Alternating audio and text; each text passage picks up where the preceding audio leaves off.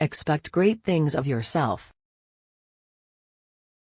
Never start upon an undertaking until you are sure it is practicable and ought to be done, and then let nothing stand long in the way of accomplishing that undertaking. There is no failure in this country for those whose personal habits are good, and who follow some honest calling industriously, unselfishly, and purely. If one desires to succeed, he must pay the price, work. In order to succeed, a man must have a purpose fixed, then let his motto be victory or death. Faith is an optimist because it sees the way out. Doubt is a pessimist, it cannot see the way ahead and is fearful, because not conscious of being able to cope with the uncertain. Faith opens the door of ability and develops superiority. It is the habit of expecting great things of ourselves, and brings out the best that is in us. Faith is the divine messenger sent to guide man, blinded by doubt and fear. In fact, a person cannot try with determination which achieves unless they actually believes they are going to get what they are working towards. The mind must lead, the pattern precedes the weaving of the web, the ideal must go ahead. We always face in the direction of our faith. It is what we believe we can do that we accomplish or attempt to accomplish. If we analyze great achievements and the people who accomplish anything, the most prominent quality in evidence is self-confidence. The person with absolute faith in their ability to do what they set out to do is the most likely to succeed. Such confidence seems to outsiders daring, if not foolhardy. It is the personal effect of this belief in themselves that enables such people to get results. When a person feels a sense of mastery, of having risen to their dominion, they talk confidence, radiate victory, and overcomes doubt in others. Everybody believes they can do the thing they attempt. The world believes in the conqueror, the person who carries victory in their very appearance. We believe in people who impress us with their power, and they cannot do this without a strong self-faith. They cannot do it when their minds are full of doubts and fears. Some people carry victory in their very presence, they win our confidence the first time we see them. We believe in their power because they radiate it. In every kind of work and business we are dependent on the belief of others that we can make or carry out plans, can produce superior goods, can manage employees, can do any of the 1,000 things demanded by employers or by the public. Life is too short, there is not time enough to allow minute investigation of another's ability to achieve the thing they assumes to be able to do. Therefore, the world accepts very largely a person's own estimate of their self until they forfeit their confidence. A physician does not have to prove to each patient that he has followed certain courses and passed certain examinations. If a person hangs out their law shingle, the world will take it for granted that they are fitted for their profession until they proves otherwise. The world is too busy to hunt for merit. It takes it for granted that you can do what you claim you can, until you show your inability. To acknowledge lack of ability, to give way to a temporary doubt, is to give failure so much advantage. We should never allow self-faith to waver for a moment, no matter how dark the way may seem. Nothing will destroy the confidence of others so quickly as a doubt in our own minds. Many people fail because they radiate their discouraged moods and project them into the minds of those around them. If you are always putting a low rating on yourself, marking yourself down, you may be sure that others will not take the trouble to mark you up. They will not take pains to see if you have not rated yourself too low. Have you ever known a person who had a small, belittling estimate of self to do a great thing? We can never get more out of ourselves than we expect. If you expect large things from yourself, and demand them, if you hold the large mental attitude toward your work, you will get much bigger results than if you depreciate yourself and look only for little results.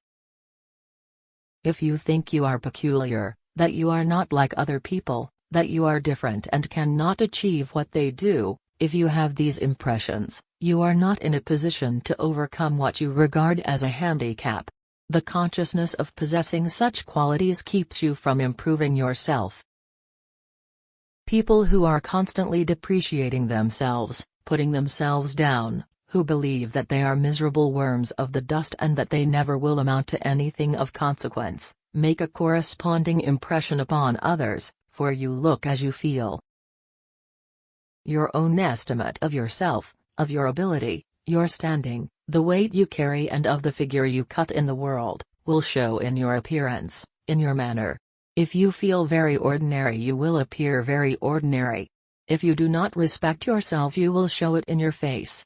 If you feel poor, if you have an inferior opinion of yourself, you may be sure that nothing very much will manifest itself in you or for you. Whatever qualities you credit to yourself, you will manifest in the impression you make upon others. On the other hand, if you always contemplate the very qualities which you long to possess, they will gradually become yours, and you will express them in your face and manner. You must feel grand to look grand. There must be superiority in your thought before it can be expressed in your being. Confidence is the very basis of all achievement. There is a tremendous power in the conviction that we can do a thing. The person who has great faith in themselves is relieved from a great many uncertainties as to whether they are in their right place, free from doubts as to their ability, and from fears regarding their future. In other words, the person who is faith-protected is released from a great many worries and anxieties which handicap those who are not. They have freedom of faculty and freedom of action, both of which are necessary for the greatest success. Freedom is essential to achievement. No one can do their greatest work when their mind is cramped with worry, anxiety, fear, or uncertainty, any more than they can do their best physical work with their body in a cramped position. Absolute freedom is imperative for the best work. Uncertainty and doubt are great enemies of that concentration which is the secret of all effectiveness. Confidence has ever been the great foundation stone. It has performed miracles in every line of endeavor.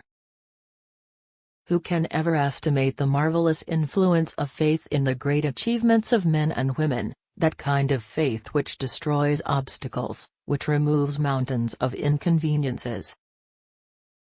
We are constantly reminded in the Bible that it was through faith that Abraham, Moses, and all the great characters were able to perform miracles and do such marvelous things. There is no other one thing that is emphasized so much throughout the Bible as the importance of faith. According to thy faith be it unto thee is repeated throughout the scriptures. We are told that it is faith that doubles one's power and multiplies one's ability, and that without it we can do nothing. How quickly a strong person is stripped of their power the moment they lose confidence in themselves, in their ability.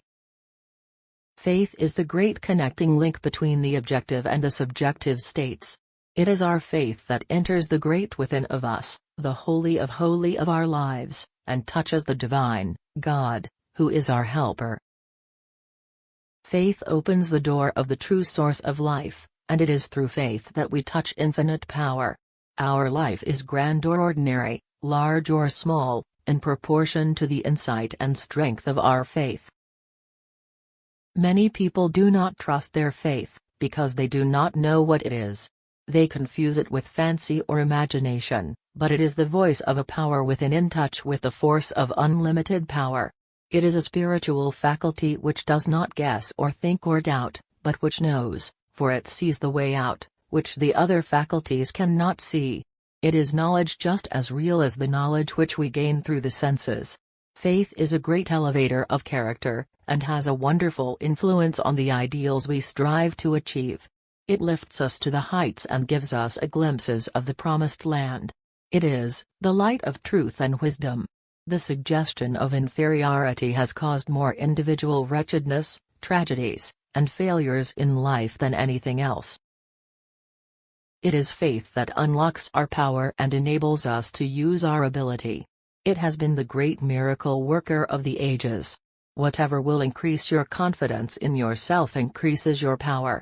The person who does great things in this world are always characterized by large faith in themselves, faith in their power, faith in the future of the human race, while the person who does little things are characterized by their lack of faith, which makes them afraid to attempt to accomplish anything worthwhile.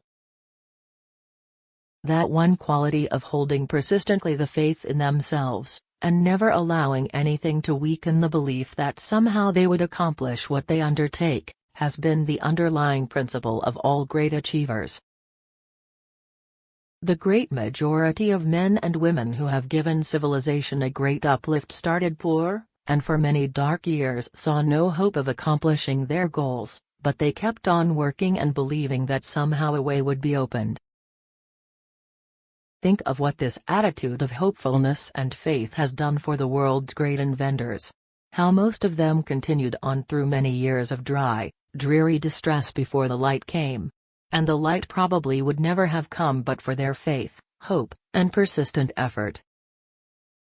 We are enjoying today thousands of blessings, comforts, and conveniences which have been handed down to us by those determined souls who often turned a deaf ear to the pleadings of those they loved best, as they struggled on amid want and distress for many years without the sympathy or confidence of those nearest them. Faith is the best substitute for genius. In fact, it is closely allied to genius. Faith is the great leader in every achievement. It shows the path which leads the way to our possibilities. Faith is the faculty or instinct which knows, because it sees the possibilities within. It does not hesitate to urge us to undertake great things, because it sees great things in us, things that we are capable of accomplishing. No one has ever yet been able to make a satisfactory explanation of the philosophy of faith. What is that which will hold a person to their task, keep up their courage and hope under the most trying, heart-rending conditions, which will enable them to endure with determination, even cheerfulness, all sorts of suffering, the discomforts of poverty, and which will sustain and reassure them, after their last dollar has gone, when friends and even their family and those they love misunderstand them, or do not believe in them? What is it that sustains and strengthens them so that they endure what would kill them 100 times if they were without it? The world stands in wonder before the heroes who apparently lose everything in the world but their faith in what they had set in their hearts to accomplish. Faith always takes the first step forward. It is a soul sense, a spiritual foresight, which peers far beyond the physical eye's vision, a courier which leads the way, opens the closed door, sees beyond the obstacles, and points to the path which the less spiritual faculties could not see. It is a superb faith greater than any obstacle that has made the great discoveries, that has been the great inventor, the great engineer, the great achiever in every line of human endeavor. There is little fear for the future of the person who has a deep-seated faith in themselves. Self-faith has ever been more than a match for difficulties. It has been the poor person's friend, their best capital.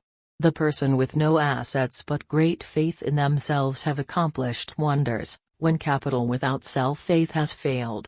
If you believe in yourself, you will be much more likely to do the larger things you are capable of than if you were to hold the self-belittling, lack of confidence attitude. If we could put a measuring tape around a person's faith, it would give a pretty good estimate of their possibilities. No person ever does a great thing with little faith. If their faith is weak, their efforts will be weak.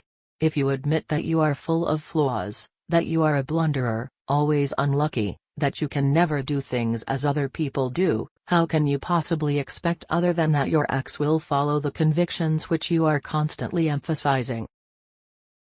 If you go about with an apologetic air as though you would pick up anything that anybody else dropped and be glad to get it, but that you do not expect much of yourself, as though you do not believe that the grand things, the good things of the world are intended for you, you will pass for a very small person. And it is a fact that others' estimate of us has a great deal to do with our place in life and what we achieve. We cannot get away from it. There is no inferiority or depravity about the being that God made. We must think upward, if we would reach the heights where superiority dwells. The person God made never fell. It is only the sin-made soul that has fallen. It is only their inferior way of looking at themselves, their negative self-depreciation, that has crippled and deteriorated them. There is nothing in the Bible to indicate that man was to, stretched out with face on the ground in adoration or submission, before their Maker like a snake or a slave. Man was not made to bow in humiliation and shame, but to assert their divinity. Man is made erect so that they can stand up and look anything and everything in the face, even their Maker, God, for man is made in his image.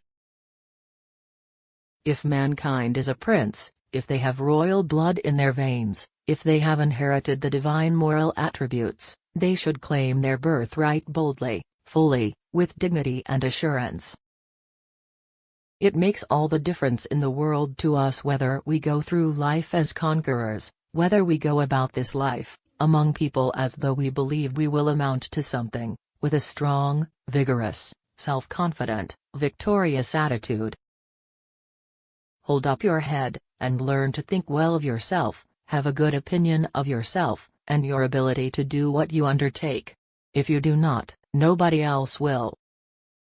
Much of the poverty and lack of social position among people today is due to their own sense of inferiority. Instead of standing up in an attitude of manliness and independence, they take it for granted that they are inferior, be a man and a woman, and expect to be treated as a man or woman. Whether we realize it or not, we are never stronger than our faith, we never undertake anything greater than our self-confidence allows. The habit of exercising self-faith, of feeling conscious of possessing greater ability and power than we are using, has a tremendous extending, enlarging, unfolding influence upon our mental faculties. As a rule, a person's greatest shortage is that of self-faith. The majority of people are many times weaker in confidence than any other faculty. A large percentage of those who are failures could have succeeded if this one quality had been properly developed and strengthened in their youth. Take a timid, shy, sensitive individual, and teach them to believe in themselves, teach them that they have great possibilities, that they can make themselves a person who will stand for something in this world. Train them in self-faith until this quality becomes strong and robust, and it will not only increase their courage, but strengthen all their other mental qualities as well. Life will produce the mental picture, the opinion we have of ourselves. No person can be greater than their estimate of themselves. It does not matter how great or grand one's general ability may be, their self-estimate will determine the results of their efforts. There is no greater self-protection from all that is ordinary and inferior than the cultivation of a lofty, grand estimate of oneself and one's possibilities. All the forces within you will then work together to help you realize your goals, for the life always follows the vision, we always take the direction of our life's desires. It does not matter how strong most of our mental faculties are, if they are not led by a vigorous faith. Faith puts all the other faculties to work. Its influence upon the mental faculties is very bracing, while that of doubt and fear is demoralizing, deteriorating. There is nothing that will so brace a person up, will so brace and reinforce their weaker faculties, as a strong self-faith, faith in themselves, faith in everybody and in everything, faith that there is a great, magnificent force in civilization, in the affairs of man, a current which runs Godward, that there is a divinely gracious purpose running through the universe. Faith powerfully encourages all the other faculties, and courage is a tremendous force in one's life. The greater our faith, the closer, the nearer, becomes our oneness with the universal life, universal power, God. Remember, you can never please God without faith, without depending on Him. Anyone who wants to come to God must believe that there is a God and that He rewards those who sincerely look for Him. Hebrews 11:6. Doubt is a great paralyzer of efficiency. A person must believe that they can do a thing before they can do it. They can do little while they doubt. A person whose purpose is backed up by a superb faith and a lofty ambition, so that they find neither comfort, rest, nor satisfaction until they are successful, will perform miracles, no matter what circumstances may conspire to hinder them. The very intensity of your longing to do a certain thing is an additional proof that you have the ability to do it, and the constant affirmation that you can and will do it makes the achievement all the more certain. What you dream you can do, think you can do or believe you can do, you will do. Faith is the foundation upon which all stepping stones to success in every great character rest. Therefore the person who has an invincible faith in their mission, an unconquerable faith in themselves and in their God, has much power in the world. We believe in a person with great faith, no matter whether they agree with us or not, because faith represents force, stability and character. We believe in a person in proportion to their immovableness from principle, the stableness of their faith in their mission.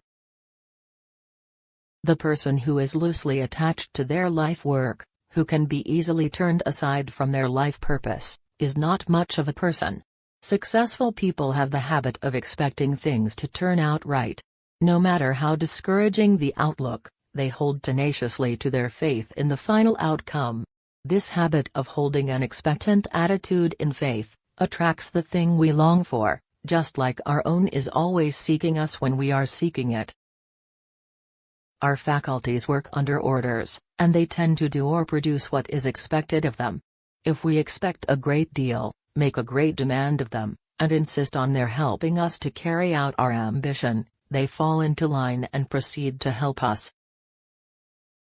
If, on the other hand, we do not have confidence enough to make a vigorous demand, a strenuous effort, if we waver or are in doubt, our faculties will lose their courage, and their effort will be casual and will lack strength.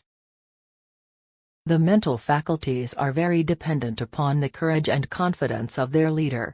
They will give up all they have to the dominating will which governs them. But if their leader wavers, hesitates, they waver and hesitate also. Self-confidence is not a separate quality any more than courage is. It is a part of all the mental faculties, and when it is weak there is a corresponding lack of their efficiency, and vice versa. I know of no other habit which would bring so much of value to our lives as that of always expecting that the best will happen to us instead of the worst, of taking it for granted that we are going to win out in whatever we set out to do. Many people limit their success at the very outset by expecting that they are going to fail, thinking that the chances are against them. In other words, their mental attitude is not favorable to the success which they are after. It sometimes even attracts failure.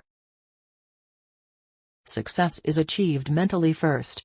If the mental attitude is one of doubt, the results will correspond.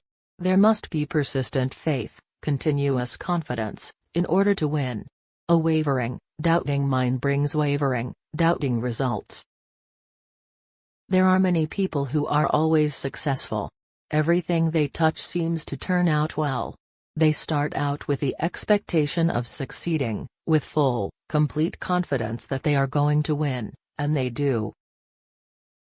One reason why so many fail or at best travel along in mediocrity is because they see so many obstacles and difficulties looming up so threateningly that they lose heart and are in a discouraged condition much of the time. This mental attitude is fatal to achievement, for it makes the mind negative, non-creative. It is confidence and hope that call out the faculties and multiply their creative, producing power. The habit of dwelling on difficulties and magnifying them weakens the character and paralyzes the initiative in such a way as to hinder one from ever daring to undertake great things. The man who sees the obstacles more clearly than anything else is not the man to attempt or do any great thing. The man who does things is the man who sees the end and defies the obstacles. He sees the obstacles as opportunities. It is the person who persists in seeing their successful outcome, who ignores obstacles, absolutely refuses to see failure, who holds onto their confidence, in victory and success. This is the person that wins in this life. Great things are done under the stress of an overpowering conviction. A confidence in one's ability to do what they start out to do.